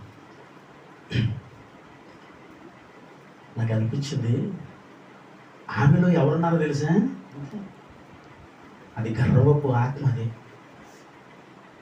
యెజబెలు ఆత్మ ఉంది, అది గర్వపు ఆత్మది. యెజబెలు ఆత్మ గర్వపు అంటే భర్త ఏడిస్తేనే తట్టుకోలేక ఏం చేసింది చెప్పాలి, నాబోతుని సంపించేసి పొలాన్ని తీసుకొచ్చి ఇదిగో ఎవడాడు నీకు సాటి ఉన్నాడు, ఎవడా నీకు సలహా ఉన్నాడు, ఒప్పుకుంటాను నేను. ఎంత గర్వమో తెలుసా అండి. ఈరోజు అదే యెజబెలు ఆత్మ ఈ భూమి మీద సంచరిస్తుంది. ఆ యెజబెలు ఆత్మే ఈరోజు భూమి మీద సంచరిస్తూ ఎంతో మందిలోకి వెళ్ళి అదే గర్వం. ఈరోజు గర్వంగా మాట్లాడుతున్నంటే నీ గొప్పతనం కాదు, యెజబెలుతో ప్రేరేపించబడి నడిపింపబడటమే. అది నడిపిస్తే మనలో గర్వం వస్తుంది. అనిపించింది, యెజబెలు ఆత్మతో వాడబడుతున్నావా తల్లి? కొంతమంది ధనాన్ని బట్టి, డబ్బును బట్టి, అధికారాన్ని బట్టి వాళ్ళు అలా ఉంటూ ఉంటారు. నేను అంటాను, అవన్నీ ఎవరు ఇచ్చారంటే, నేను అంటాను యెజబెలు ఇచ్చి ఉంటుంది. కాబట్టి యెజబెలు ఆత్మతో నడిపింపబడుతూ యెజబెలులాగే జీవిస్తూ ఉంటారు వాళ్ళు. ఓ రోజు నేను మా అత్తయ్య గారి ఇంటి దగ్గర, ఆ రోజు ఉదయాన్నే నేను ప్రేయర్కి వెళ్ళి నైట్ ప్రేయర్ చూసుకుని వచ్చి మా అత్తయ్య గారి ఇంట్లో ఉన్నాను నేను. అప్పటికి ఇంచుమించు 9:10 అవుతుంది సమయము. ఇంకా అలసిపోయి ఉన్నాం కదా, బేలు ఎగలేదు, లింగితోనే ఉన్నాను నేను. అయితే అక్కడికి నేను రాత్రి వెళ్ళి ప్రేయర్ చేసిన బిడ్డలో నాకు ఇష్టం అని ఏముండేది, పొంగడాలను అరుసులుని అవి వండుకుని తీసుకుని వచ్చారండి. అవి నాకు చాలా ఇష్టం. అప్పుడప్పుడు సారమ్మ గారి తల్లి చేసి పంపిస్తూ ఉంటుంది, దేవుడికి స్తోత్రం. అదేనండి నేను అన్నమాట. వాళ్ళు తినేటప్పుడు కూడా దైవజనుడు అలా జ్ఞాపకం చేసుకునే వ్యక్తులు ఉన్నారు. అయితే వారు అవి వండుకొని తీసుకుని మా అత్తయ్య గారి ఇంటికి వచ్చారు. వచ్చిన తర్వాత మా బామ్మర్ది గారు వాళ్ళ ఇంట్లో సోఫాస్ ఉన్నాయి, అవి ఇద్దరికే సరిపోతాయి. అయితే నేను లేచి వారిద్దరిని కూర్చోబెడితే ఆయన లేచి అలా నిలబడి ఉన్నాడు. ఏమంటే కూర్చోండి అంటే కూర్చోట్లేదు, ఎందుకో తెలియదు నాకు, ఎందుకు కూర్చోట్లేదని అనుకుంటున్నాను నేను. కూర్చోండి అది అంటే దైవజనులు ఎదురుకుంటా మీకు కూర్చోటం అది మాకు పద్ధతి కాదని అన్నాడు. అప్పుడు నేను అన్నాను, అప్పుడు నేను అనిపించింది నాకు ఎలీషా ఆత్మ నీ మీద పని చేస్తుంది. చెప్పటి కూడా ఎలీషా అతి వినయము కలిగిన వాడు, ఏలియా చేతి మీద నీళ్లు పోసి బ్రతికిన వాడు. ఇప్పుడు బయట నుంచి అదే లోపల గదిలోకి వెళ్ళి ఇంకో కుర్చీ తెచ్చినప్పుడు నేను కూర్చున్న తర్వాత ఆయన కూర్చున్నారు. ఏ ఆస్తి లేక, డబ్బు లేక ఏమీ కాదండి, దైవజనుడికి ఇచ్చే విలువ. ఆ విలువను బట్టే ఆ కుటుంబము ఆశీర్వాదకరం కావాలి. దేవునికి స్తోత్రం. హల్లెలూయా. అంటే అలాంటి ఆత్మ మన మీద పనిచేయాలి. అలాంటి విలువ కలిగిన వ్యక్తిని విలువ లేని వారిగా ఈరోజు ఎంతమంది అండి. నేను ఒక విషయం చెప్పిన, అసలు నువ్వు విలువిస్తే ఎంత, ఇవ్వకపోతే ఎంత, పరలోకపు తండ్రి నాకు విలువిచ్చాడు. దేవుడికి స్తోత్రం. హల్లెలూయా. ఏమండి, దేవుడే నాకు విలువిచ్చాడు, ఇచ్చాడు కాబట్టి తీసుకొచ్చాడు, ఇక నిలబెట్టాడు, వాడుకుంటున్నా బోధించరా అన్నాడు అంతే. చెప్పండి, దేవదూతలు చేయని పరిచర్యను దేవుడు ఈరోజు ఇవ్వటానికి కారణం ఏంటంటే దేవునికి మీకు మధ్యవర్తి అయినా. అందుకే అన్నాడు, ప్రవచించు, మాట్లాడు, నువ్వేది పలుకున్నది నేను చేస్తా. భూమి మీద బంధింపబడితే నువ్వు బంధిస్తే పరలోకమందు నేను బంధిస్తా, భూమి యందు నువ్వు ఇప్పుడే అది పరలోకమందు ఇప్పబడుతుందని దేవుడు చెప్పిన మాటలండి. ఇవి చాలా మందికి తెలియక, ఎలా ఉండాలో తెలియక ఈరోజు వాళ్ళ ఆత్మీయ జీవితాలని దేవుడికి దూరం చేసుకుంటూ బ్రతుకుతా ఉన్నారండి. ఇలా బ్రతకొద్దు. ఇలాంటి గర్వపు ఆత్మలు మా మీద వద్దు ప్రభా. ఇలాంటి నువ్వు ఏదైతే విసర్జించమన్నావో విసర్జించి బ్రతుకుతాను ప్రభా అనేటట్లుగా నీ హృదయము మారిపోయేటట్టు చేయగలిగింది దైవజనుడు ప్రార్థన. స్తోత్రం చెప్పాలి. హల్లెలూయా. ఈరోజు ఇక్కడికి వచ్చి కూర్చున్నా అంటే ఒట్టి మాటలేం కాదు. అన్నీ వదిలేసి వచ్చి కూర్చోడంటే మాట్లాడి నీకు నీ ఇష్టాలన్నీ వదిలొచ్చి ఇక్కడ కూర్చోవాలి. కూర్చున్నావుగా, కూర్చోడానికి కారణం ఏంటో తెలుసా? కన్నీళ్లు విడిచి చేయబడిన ప్రార్థనకు ప్రతిఫలమే మీరు. అలా ఈరోజు ఈ స్థలంలో కూర్చోడానికి దేవుడు నీకు అధికారం ఇచ్చాడు. ఆ అధికారాన్ని నీలో ప్రాణం ఉన్నంత వరకు పోకుండా కాపాడుకో. అలా కాపాడుకున్నప్పుడే ఈ అర్హతను దేవుడు మనకు ఇంకా ఒక ఉన్నతమైన స్థానంలో దేవుడు తీసుకెళ్ళి కూర్చోబెడతాడు. దావీదు అన్నాడు కదా, ఎక్కలేనంత కొండ శిఖరం నన్ను ఎక్కిస్తాడు. ప్రార్థనకి అంత విశ్వాసం ఉంది. ఆ ప్రార్థన చేస్తే ఈరోజు నీ జీవితం మారింది, నీ బ్రతుకు మారింది, నీ కుటుంబం మారింది. ఇంకా మారలేదంటే నీలో లోపాలు, ఆ లోపాలు తీయకే ఇంకా నువ్వు సంపూర్ణంగా దేవుడికి నువ్వు అప్పగించుకోలేకపోతున్నావు. అంతే కారణం. అప్పగించుకో, సంపూర్ణముగా అప్పగింపబడు. అప్పగించేసానంటే కుదరదు. సంపూర్ణత కావాలి నీలో. అప్పగించే విషయంలో సంపూర్ణత ఉన్నప్పుడు అన్నిటిని విడిచి దేవుని కొరకే బ్రతకగలం. అలా బ్రతికవాడే దైవజనుడు. హల్లెలూయా. చెప్పారు కదా, అన్ని విడిచి బ్రతకటం చాలా కష్టమని నువ్వు అనుకుంటున్నామో. యేసయ్య నీతో ఉంటే అది కష్టం ఏమీ కాదు. ఒకప్పుడు నేను తాగాను, తిరిగాను, రోజుకి 4 పెట్టి సిగరెట్లు కాల్చాను. నేను అనుకున్నాను, అమ్మో నా బ్రతుకు ఇంకా మానది, ఈ భయంకర పాపం నుంచి నేను రాలేదని ఎన్నోసార్లు ఏడ్చేసాను. రాత్రులు పగలు ఏడ్చేసేవాడు. ఎందుకని? మానకపోతే ప్రతి ఒక్కరు తిట్టేస్తున్నాడు. రే గుండు పోతుంది రా, ఏటదే గుండుకెళ్ళి ఉంటాయి అనుకున్నా పోతాయి. కైని కూడా పెట్టేవాడినండి. 5000 ప్యాకెట్లు వేసేసేవాడిని అండి. ఇంకా మీరు ఒకటి వేస్తారు, నేను 4-5 ప్యాకెట్లు వేసేసేవాడిని పేళ్ళ. ఎన్ని వేసేసి నాకు ఎలా బ్రతకాలనుకుంటే అలా బ్రతికేసేవాడిని. ఆ బ్రతుకులోంచి రాలేదేమో అని కొంతమంది తిట్టేటప్పుడు అల్లిపోయాను. అమ్మో, ఇంకా నా జీవితం ఇందులో ఉంటే ఎలా పాడైపోతే నేనేమైపోతానో ఆ ఆలోచన లేకపోయిందనుకో, నీ కుటుంబం పాడవుద్ది, నీ బిడ్డలు పాడైపోతారండి, అనాథలు అయిపోతారు బిడ్డలు. ఈ ఆలోచన జీవితం నీకు లేకపోతే నీ బిడ్డలు పాడైపోతారు, నీ కుటుంబం పాడైపోద్ది. ఈ ఆలోచన లేక నాకు నచ్చిన బ్రతికేస్తాను. చెప్పాలి, నాకు ఎలా ఉండాలనుకుంటే అలా ఉంటానండి. నీకు నచ్చినట్టు నువ్వు బ్రతికేస్తే ఏక నీరజనే సోదరుని చెప్పండి, అలా బ్రతికే. లేదండి అనుకున్నప్పుడు, నీ కుటుంబం కొరకు నువ్వు బ్రతకాలనుకున్నప్పుడు, ఇతరుల కొరకు కూడా బ్రతకాలనుకున్నప్పుడు, దేవుని కొరకు కూడా బ్రతకాలనుకున్నప్పుడు చంపేస్తే గానీ అద్భుతంగా బ్రతకరు దేవుడు నువ్వు. హల్లెలూయా. మానటం అంటే అర్థం ఏంటంటే చంపటం అండి. చెప్పాలి, ఏం చేయాలి సార్, ఏం చేయాలి చెప్పండి, చెప్పండి. మన ఇష్టాన్ని ఏం చేయాలి? చంపాలి. చంపాలంటే ఏం చేయాలండి? సంపూర్ణముగా యేసయ్యకి అప్పగించేసినప్పుడు మన ఇష్టం అనేది ఏదో ఉండదు. ఇక్కడ అన్నాడు కదా, నీకే తెలుసు ప్రభా, ఇదే నీ బ్రతుకు, ఇలాగే బ్రతుకు. నీకు నాకు ఏం తెలుసు బిడ్డ? నీకు నాకు తెలిసింది ఒక్కటే, లోకంలో ఎలా బ్రతకాలి, లోకంలో ఎలా జీవించాలి, ఎలాతో ఎలా కాంప్రమైజ్ అయిపోరు మనకు తెలిసింది ఇది ఒక్కటే. కానీ దేవుడికి తెలిసింది వీటి నుంచి వేరు చేయబడి ఒక మనిషి ఎలా బ్రతకాలి. యజ్రాంతికి ఏడుస్తున్నాడు, వీరు వేరు పరచబడలేదంట. వాళ్ళ పిల్లలు వీళ్ళ పిల్లలు మాలోంచి వివాహాలు చేసుకుని ఒకరికొకరు ఇక్కడున్న వీరంతా కూడా విగ్రహారాలు చేతులు ఎత్తి మొక్కేశారంటండి. అవి చూసి తట్టుకోలేక ఏడుస్తున్నాడు. ఇప్పుడు సంఘాల్లో తాగుమోతులు ఉన్నారు, వ్యభిచారులు ఉన్నారు, పాపాత్ములు ఉన్నారు. వాళ్ళు చూసి ఏడ్చేవాడు ఎక్కడున్నాడు? ఇప్పుడు ఏడవాలి. ఏడ్చేవాడు ఉన్నప్పుడు ఆ సంఘములో ఖచ్చితంగా మార్పు వస్తుందండి. స్తోత్రం.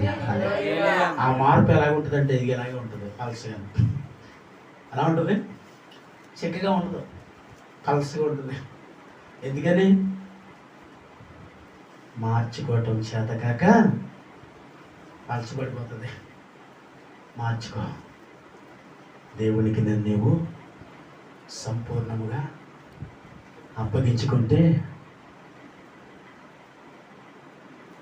ఎక్కడ అప్పగిస్తుంది సార్? ఈ చెవి నుండి విని ఆ చెవి నుంచి విడిచిపెట్టేసేవారుగా ఉండకూడదు. ఆ వాక్యమును నీ హృదయములో భద్రం చేసుకోవాలని వాక్యం చదివిస్తుంది. భద్రం చేస్తే వాటిని చంపడానికి అదే మనకు ఉపయోగకరంగా ఉంటుంది. అని ఏ లోపం ఉంది నీలో? ఏ తప్పు ఉంది? ఈరోజు నీలో ఏం కనిపిస్తుంది? ఆ లోపం ఏంటి? ఆ లోపాన్ని ఈరోజు దేవుని సన్నిధిలో చంపేద్దాం. ఈరోజు ఆ లోపాన్ని దేవుడి సన్నిధిలో సంపూర్ణంగా విడిచిపెట్టేద్దాం. ఎందుకంటే ఈరోజు ప్రభు బలలో పాలు పొందే దినం ఇది. అంటే యేసయ్య శరీర రక్త మాంసంలో పాలు పొందే దినం. ఈ దినం కొంతమంది కోల్పోతారు, కొంతమంది కోల్పోయారు. ఇందులో నువ్వు నేను ఉన్నందుకు ధన్యులం. కాబట్టి మోకరించండి.